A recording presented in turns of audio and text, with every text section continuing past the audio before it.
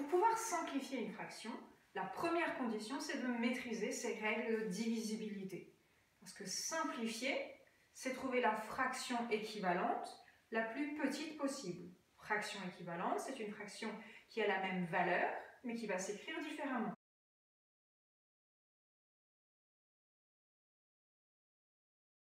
Un nombre est divisible par 2 s'il est pair, c'est-à-dire s'il se termine par 0, 2, 4, 6, 8.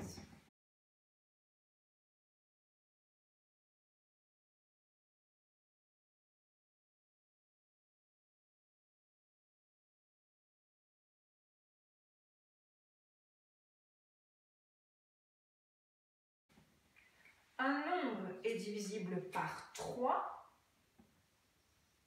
si la somme des chiffres de ce nombre est égale, et dans la table de 3, est divisible par 3. Par exemple, si vous avez 723, 7 et 2, 9, 9 et 3, 12, 12 est dans la table de 3, 1623, est donc divisible par 3. Si je le divise par 3, cela va tomber juste. Par contre, 641, 6 et 4, 10 et 1, 11. 11 n'est pas dans la table de 3, donc 641 n'est pas divisible par 3. Par 4, il faut pour diviser un nombre par 4 que les deux derniers chiffres soient divisibles par 4. Par exemple, si vous avez 724. 24 est divisible par 4, donc 724 est divisible par 4. Alors par exemple aussi 160. C'est plus difficile parce que 60 n'est pas dans ce qu'on appelle dans les tables que l'on connaît par cœur, mais c'est facile de vérifier si 60 est divisible par 4. Par 5, et ça c'est très intéressant pour les fractions parce que ça nous arrive souvent d'avoir des nombres divisibles par 5 pour les nombres décimaux. Par 5, il faut que le chiffre se termine, le nombre se termine par 0 ou 5. Par exemple, 75, 100 sont des nombres qui sont divisibles par 5.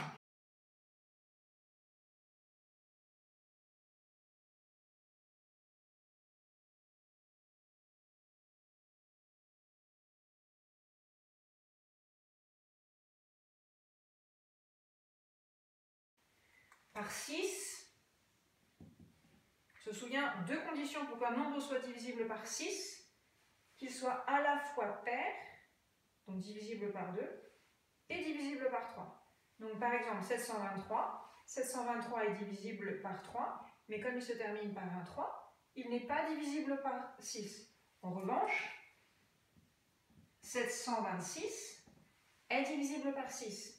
La somme des chiffres est dans la table de 3, 7 et 2, 9 et 6, 15, et il est pair, il se termine par 6.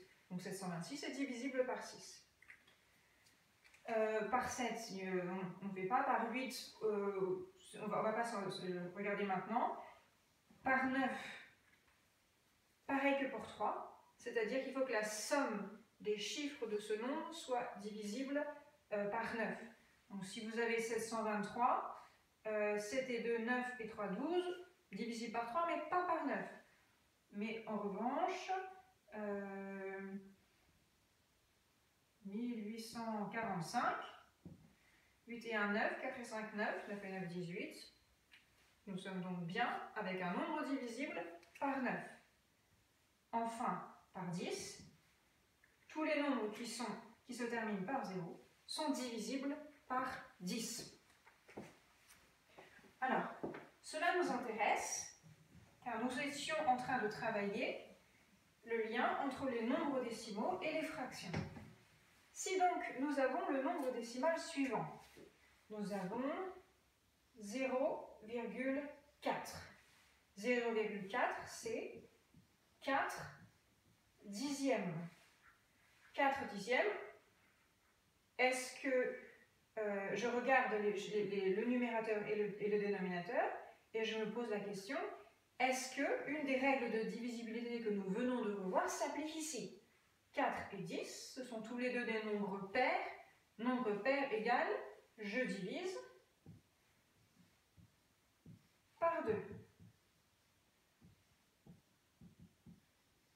4 divisé par 2, qu'est-ce qui fait 4 dans la table de 2? Eh bien, c'est 2. Qu'est-ce qui fait 10 dans la table de 2? C'est 5. Si j'ai maintenant 0,24, je me retrouve ici, un petit peu de place, je me retrouve ici avec cette fois-ci 24 centièmes. Attention, pas 24 millièmes, 24 centièmes. 24 centièmes, je vois, alors je peux voir différentes choses, mais peut-être que je peux simplement voir que c'est divisible par 2. Donc je vais diviser par 2.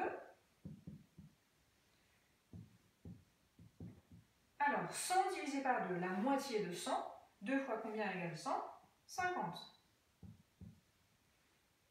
24 divisé par 2, la moitié de 24, c'est 12. Et là, je remarque tout de suite que 12 et 50 sont encore des nombres pairs. Donc, je continue. Il faut que j'aille jusqu'au bout. Je peux encore diviser par 2. 50 divisé par 2, 25. 12 divisé par 2, 6. 6, 25e.